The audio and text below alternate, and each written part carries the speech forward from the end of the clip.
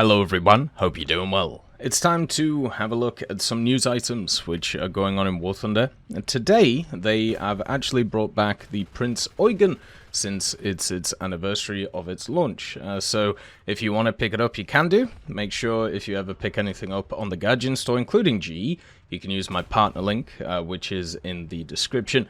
What we'll do in this video is we'll have a look at the Prinz Eugen, we'll have a look at the changelog that has happened, and also we'll have a chat about the roadmap and what is still left to add compared to what's coming in the next update. Right, as always, if you enjoy the content, make sure to subscribe to the channel, and let's get into looking at the Princess Eugenie. So looking at the Eugen, what you have here is you have a premium version of the Hipper class. Now, you have the Admiral Hipper, which is in the standard tech tree. The Eugen is just a better version of the Hipper. It has more crew, and it has more AA armament, so technically it's actually pay to win, which is kind of funny to think about. But the vehicle itself is very good. After spading the Hipper recently, I realized how nice it is to have very good firing guns, and then also great secondaries on a platform which is actually surprisingly survivable, even though it has a metric ton of little ammo racks all over the place. The armor belt that it has, which is only 80mm, stops a lot of the shells coming in, especially if you get down to it. This vehicle is in a really nice place right now because the top BR is 7.0, right? And usually the matchmaking you get is kind of like 6.0 to 5.0, and the only vehicles that can really cause you issues are the 6.0 American cruisers, which have more firepower than you, but you can sink them since they don't have a ton of actual health on them. Or they don't have a ton of armor either. You can punch through them with these 203s, especially if you're using even the SAP-BC or the AP. I usually use the SAP-BC. I find the APC-BCs only useful against the battleships and battle cruisers, and all I can say against those things is don't even bother shooting at them. They're a waste of time. It'll take you ages to kill them, and they'll just look at you and you'll die. So against other cruisers, the matchup is very good for the Prinz Eugen against most of them. The only ones it struggles against is the American light cruisers, but you can trade effectively against them, where pretty much every single other 5.7 that I've played, apart from the new 5.7 Japanese cruiser, cannot trade against the Americans, but this one can, and that is really cool. As a premium, it gives you crazy bonuses too. This is arcade bonuses as well, so even better in realistic. And you can also research the vast majority of the tech tree with it, all the way up to here. You just can't research the 7.0s at 100% efficiency. But you can get a ton of SL, you can get a ton of RP going through here, and also playing alongside all the other 5.7s. Out of the 5.7s that Germany has, the Eugen is easily the best. The Grasp is nice with its guns, but at the same time very low survivability, doesn't really do too much. The Nürnberg has nice guns, not as good as the Eugens though, but also it has low survivability. The Eugen is the only one out of, or the Hipper class in general I should say, is the only one out of the 5.7s for the Germans, which actually has survivability, which is why it's good to go for. It was a bliss to grind through the Hipper. If you are looking for a vehicle to grind through the German Blue Water Tech Tree with, I highly recommend this. It has great matchmaking, and it's one of the top vehicles of its class. As I said, the only vehicle that's even comparable to it at 5.7 is the Haguro, which you see here. This one plays slightly differently, but is very good too. And the only other vehicles which can even mash you are these. The 6.0 American cruisers, which put out a lot of firepower, but you can trade with.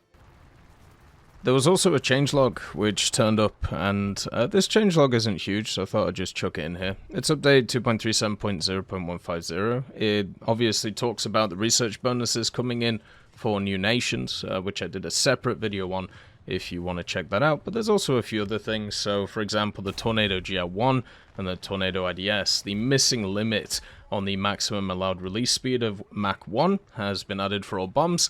That sucks, because I just made a video on the Asta about how you could drop those bombs at any speed. So literally a few days after I made that video, now that is fake news. So that absolutely sucks and kind of shows the problem with making videos sometimes. You can say something one day and then everything just changes the next day. For ground vehicles, the Object 122 MTMC, the penetration of the heat shell has been increased from 440 to 470. I still think it's better to just use the APF SDS since it's the 115, but c'est la vie. You can use what you feel like. For the interface, there was a bug that caused the name of the naval gun belts to display incorrectly in the tooltip in the messages with the battle results. That's been fixed. And then also for matchmaking, airfield domination missions in air arcade battles have been disabled for battle ratings 10-7 and higher. So you just won't be able to see them, which seems kind of weird. I wonder why that is. Is it people were struggling to land? I doubt it. Interesting. And also, for the other parts, there was a bug that caused the safe exit zone to not appear in ground arcade battles if the previous air event had not ended before the start of the next one. So that's been fixed, which is good. And also the test drive trophies in the Warbond shop now only contain test drives for 24 hours. Before, they only contained either 1 or 3 hour test drives. So a positive change, meaning that people get access to those test drives for a longer time. I was always very surprised how low of a test drive those were, but now this is a lot better. So I thought we would have a look at the roadmap again, because we are coming to the period of time where we are at the end of the first roadmap of the year. No idea if they're going to do a second one. My guess is they will, just because this one was set up as, you know, for the first half of the year, and then they'll do a second half of the year one. But the last time we actually saw the roadmap was in June. In all of their roadmap dev blogs, they haven't actually shown the roadmap themselves. So I thought it would be interesting to have a look at the stuff that they've implemented, or at least talked about, from the summer of 2024 stuff.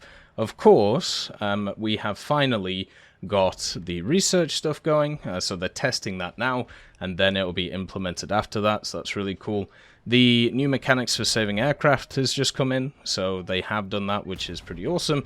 And then also the detailed damage model for helicopters, we haven't seen anything about that. The ability to control fuse settings in battle, so setting the fuse for fragmentation, high explosive, enabling disabling radio fuses. Haven't seen any of that either, but they did just recently do a bug fix to those, so maybe they're working on something. Reworked APHE shells, of course we had the vote on that. I'm pretty sure that vote's over now, so we'll probably see some more news on what they want to do going forward. If they go through with what the vote said, APHE is basically just going to get more or more powerful. And then we also have construction of replenishment zones and trenches on maps. That was another thing that was voted on too, and I believe it got voted no on a lot of it, apart from the ammo boxes, so I'm sure we'll see those. The updating crew models by eras is also something that's going to be coming in, so USMC ground vehicle crews for tropical versions of the Cold War, US and Swedish air crews with HMD, which would be really cool, and also late British and German air crews. I wouldn't be surprised if that doesn't come in the next update. That definitely feels like an update thing. And then for the interface, we have a new reticle for modern tanks and improving the display of tank systems in the gunner sight. That has to come in the next update. Notification of when a reported player was banned. I don't think we've seen that yet in the game, but we have seen similar features added. And then we also have ability to recycle the inventory that are not needed into other types, which, let's be honest, is one of those that is going to be required, especially after how much gambling has come into the game and how many people just enjoy it and, are becoming very, very antsy for more. Social features also, you got the customization of the player card window.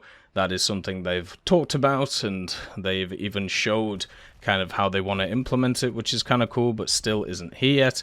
Improving the destruction replay screen. They kind of have improved that with the camera angle change, but they haven't actually added in the mini card of the player that destroyed you, which is something they talked about.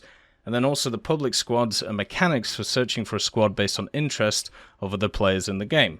So there's a lot of these things that have been talked about, have been discussed, but haven't made it to the game yet. And I've got a feeling that a lot of these things are going to end up being in the next major update. We are not too long away from usually when a general major update is.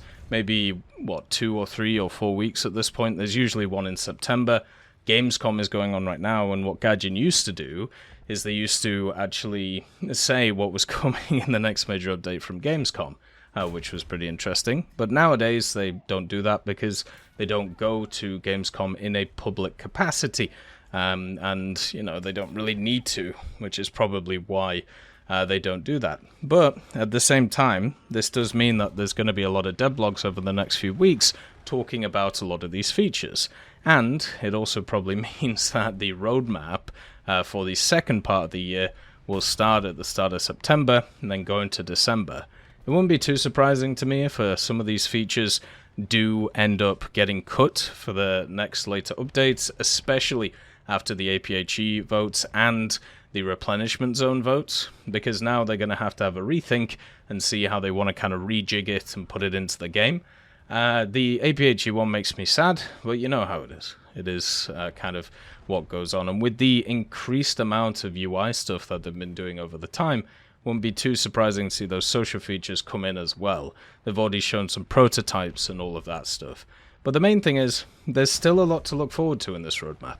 There's still a lot of stuff which is going to be coming in, and for the second major update and the first major update, they're able to hit the vast majority of their goals, which is really important. So I'm hoping for the next period of time, they also add in all of these things too.